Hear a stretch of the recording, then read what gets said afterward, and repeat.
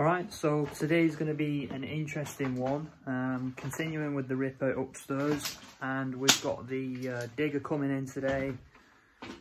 Basically there's tree stumps to be dug up, previous building foundations to be taken out, and yeah, it's looking like a nice day, no rain, so should be a good one.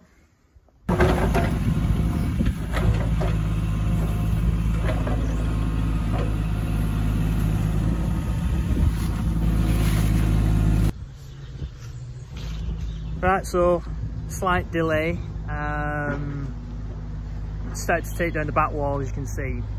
Neighbours frantically running out, and they're in dispute of who owns the wall and the access. So down tools for a little bit. We're coming back with the micro digger because for the 3 ton, it's got to come in through that wall. But until we get clarity on, you know, exactly who owns the wall, there's nothing on the deeds to say who built it, but we'll see, you know.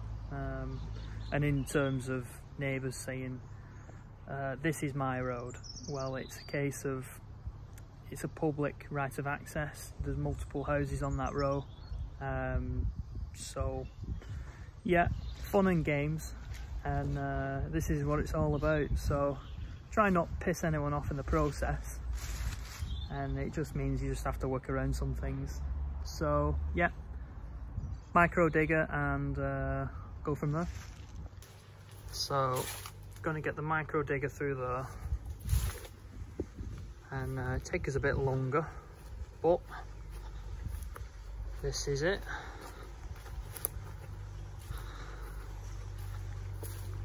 This is what we managed to get down.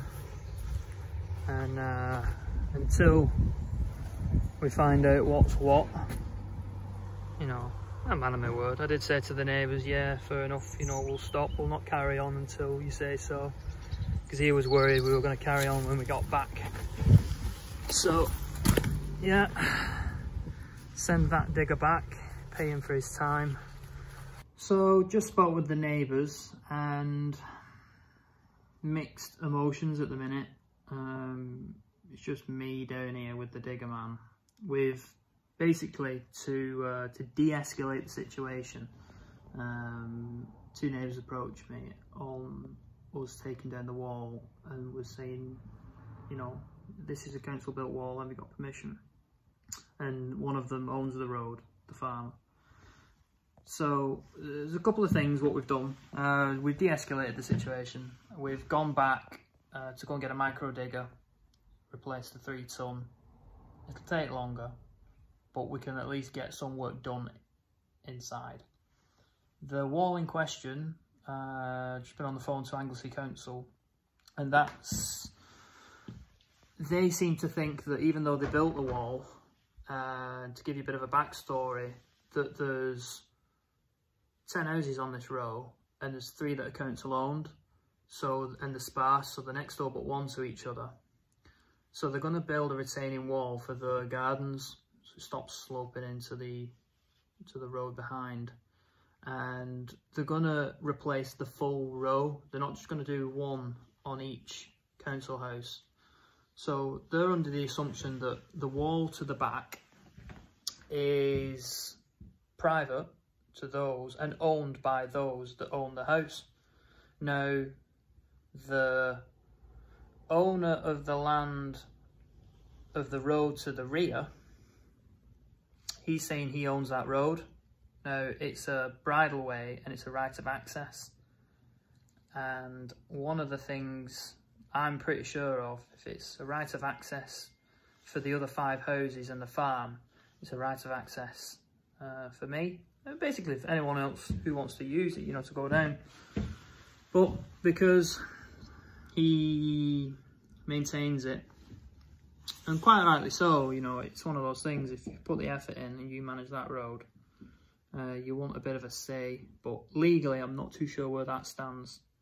One of the things I did pick up on is these neighbours on these houses have tried to build additional houses and tried to have things done with planning.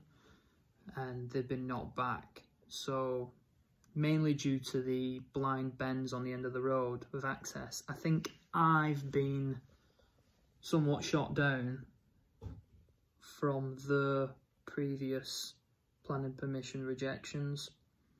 So fun and games. It's a case of, yeah, all right, if it comes back from the council and they say, I own the wall, well, that's great. I can take that down, but at what cost?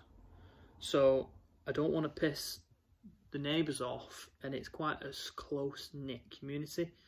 You know, on the road behind, you've got the local farmer, the local post office owner, who knows everyone, and you've also got the local vicar and the farmer.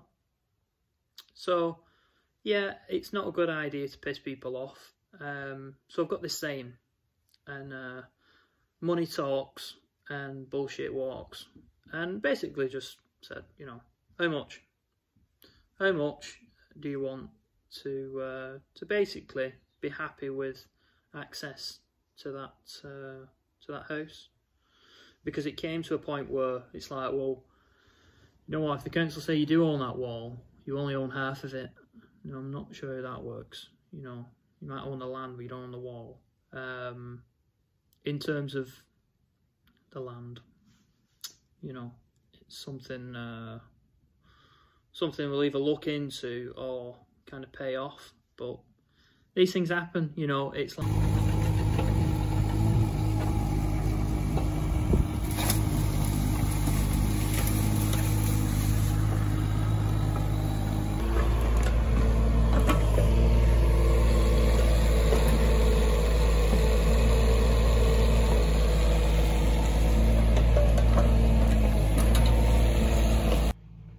so still ripping a bit of plasterboard out because I've been helping out in the garden, and just ringing around a couple of local skip companies, and a different one in Anglesey I've not come across is